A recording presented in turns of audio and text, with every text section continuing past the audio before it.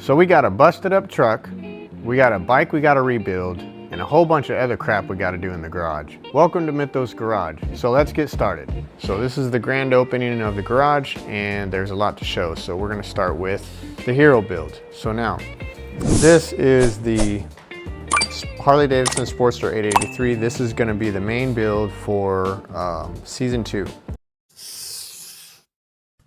I'm going to go ahead and take this seat off here because without trying to bust the guy out, the previous owner, when I first bought this bike, was, you know, he did what he had to do, I guess.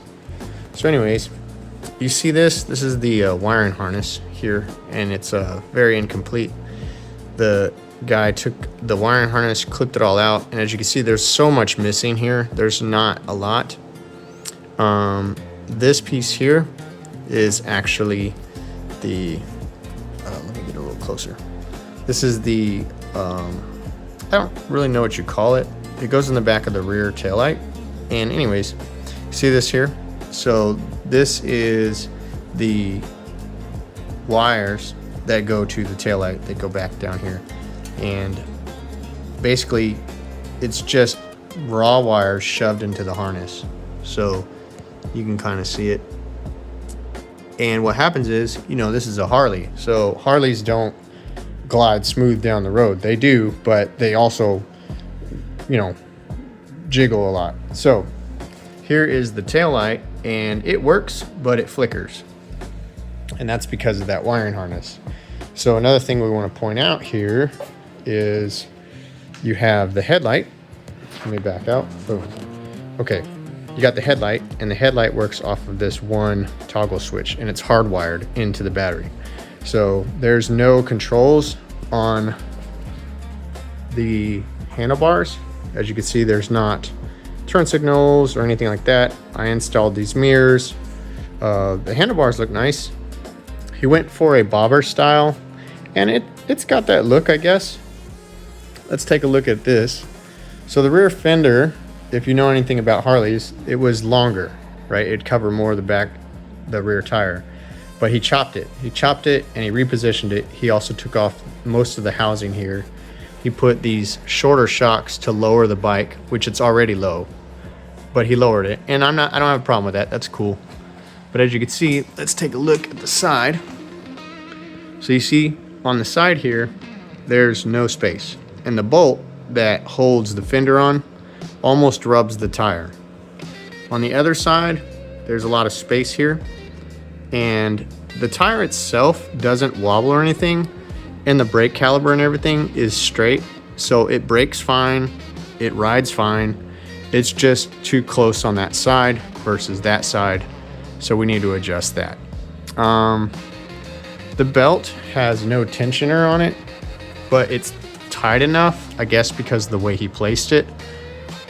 And it does wobble a little bit, but it's not going to just pop off. I've been riding it around, no real issues. Good news, I got Vance and Hines pipes, which is really cool. Sounds real nice. Leaks a little bit, but I guess, I don't know if that's normal or not. I don't think it's, to me personally, I don't like that. I want it to not. There is an upgraded filter in here. I have a new filter I'm going to put on here. This old bell housing is just not good. I replaced the carburetor. So let's go ahead and take a look at that. Now, over here is my workbench, and it is a mess. But we've got some parts here I bought, a bunch of parts in here. We had recently moved in, so it's all buried under here. Some more parts here, some tools. But let me take your attention to here. Now this was the carburetor that had originally came off the bike, right? So, you know, first thing you want to do, you always want to, when you start it, you want to try to see, well, does it work? Does it sound good? And it was running so high. It had a very high idle. So I tried to drop it down because it was running very, very high. I would say probably about the 1,000 RPM range, which is not good for a Harley. So it sounds like you're trying to rev it all the time. Anyways, I took the bowl apart, pulled the jets out. The jets were dirty, not a big deal, but the needle valve was messed up. So no matter what I did to this thing, I could not get it to idle right. The cables were all messed up. The choke, right? The choke is all messed up. So I went ahead and I just replaced it. I bought a new one off of eBay and got the right exact same size, and now it runs good. This is the other part of the wiring harness we're going to work on. This is where I guess, now again, I'm not a professional, but this is supposed to go where the speedometer goes, and it shows you all the lights, you know, neutral and whatever. So, but he disconnected that, so we got to install that. So that is part of the garage, and that's the main build. So I'm gonna take you outside very soon and show you the truck. But before we do any of that, we're gonna take this thing out on a test ride so you can see how it sounds and how it looks. So we'll be right back. Okay, so the bike is still not fully set up. Like I said, I'm still working on it. Right now, as I'm putting on my gear and getting set up. Now this thing doesn't have switches on the handlebars like I showed you. There's actually a quick start on the side. And you see my choke. The choke is not fully set up. As you can see, it sticks really far out. I'm using a paper clip to hold it. And then, of course, the gas. And I'm giving it some gas, and that's that quick release. You hear how it sounds though? It sounds real nice. It has a nice little idle. That was after I set up the air fuel mixture screw just right. So I'm giving it a chance to warm up right now.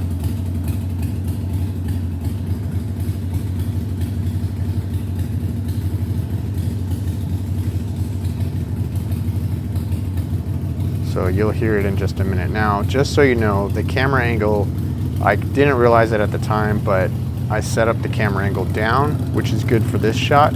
As you can see, it has a really nice sound. Those Vance and Hines are really doing the good job.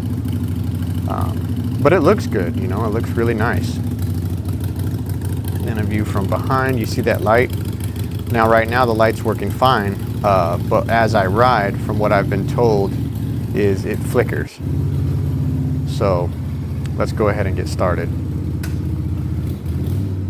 So I pull it off, and then you'll hear it drop. And right now I have it set up so I have to keep revving it a little bit to keep it going, but it'll idle once it's nice and hot.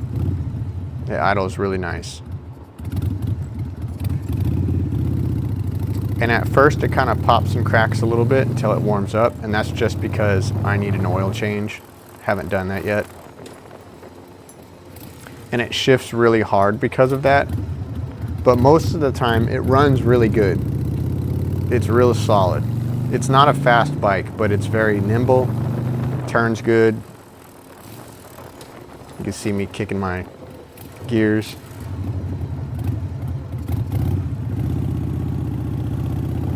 And you'll hear it popping a little bit. But it rolls nice. It rolls really good. Suspension does well. So right here I actually stopped somewhere. Just wanted to let you feel, or at least hear, how it sounds as I roll kind of through a parking lot. Like I said, it runs really good. It's very solid. And after that carburetor swap, and I dialed in the air fuel mixture so it runs good whenever it's running hot, it runs good. Solid. But I have no turn signals, no speedometer. All I have is that one taillight, and it's only hooked up to the back brake. It's not hooked up to the front brake. The guy gutted out the front brake. So the front brake works, it stops, but there's no electronics. So I'm riding back to my neighborhood area. And again, I apologize about the camera angle. I'm not quite fully set up yet, but you get the gist of it. And I'm just using my phone, so what you're hearing is my microphone on my phone. All right, so we're gonna pull back in. It's cruising really good. You know, gears are fine, nothing sticks. I just need to do that oil change, because without that oil change, my gears are gonna run very rough. and I can actually kick it into a neutral by accident. So there might be clutch problems. Could just be the oil. Not entirely sure. I don't know when this guy changed the oil last, so let's take it into the shop. All right, guys, so we're out here. It's early in the morning. I'm about to show you the truck. So it has a major wheel bearing problem. I'm gonna take you guys on a ride so you can hear it. It's pretty bad, so here goes. All right, so here's my truck. This is the wheel that has the problem. Now you can't really see anything, and I have to get it up off the ground so you can really tell what's going on. But let's go ahead. I haven't drove this thing in probably a few weeks. It gets driven, but not me. I don't drive it. All right, here it goes.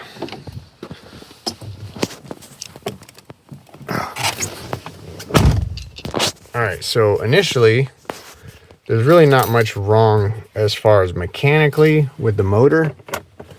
You'll see in just a second.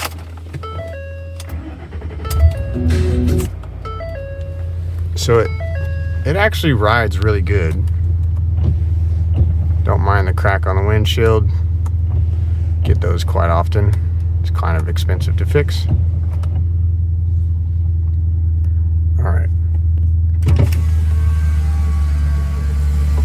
So as soon as I start backing out, you're gonna hear it immediately. We're just gonna take a road trip to.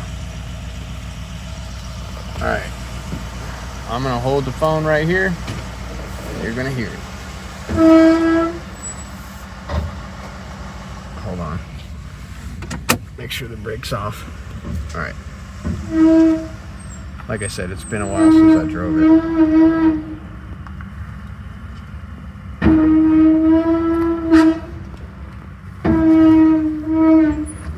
Sounds horrible. That's the rear brakes though, that's not even the front brakes.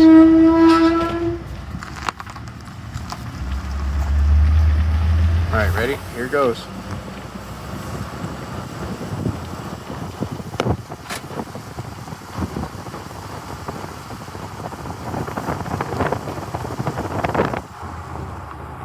All right, everybody, so we're in the truck and we're doing our test ride.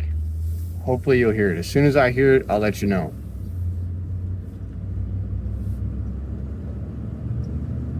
Try to get it up to speed. I need to change the oil. Oh yeah, I need gas. It doesn't have the sound right now. Huh. Might be good. Nope, there it goes.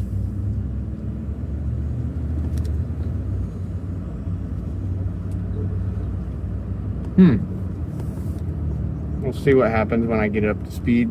We're still only going 25, so. All right, here goes.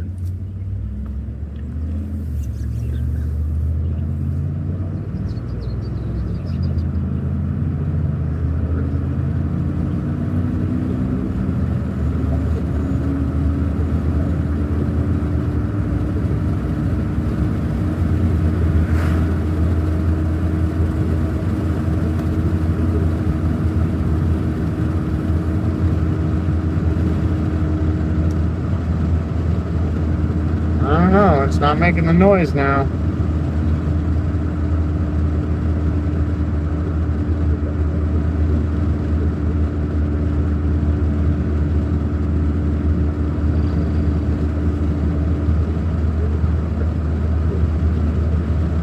Man, I miss my truck. I haven't drove this thing in so long.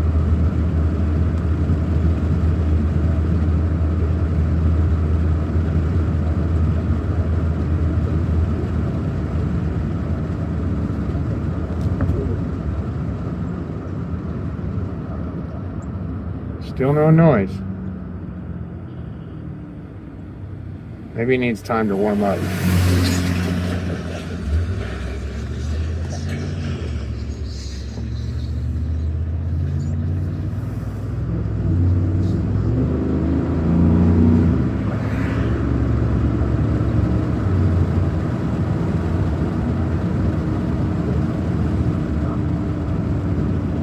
noise.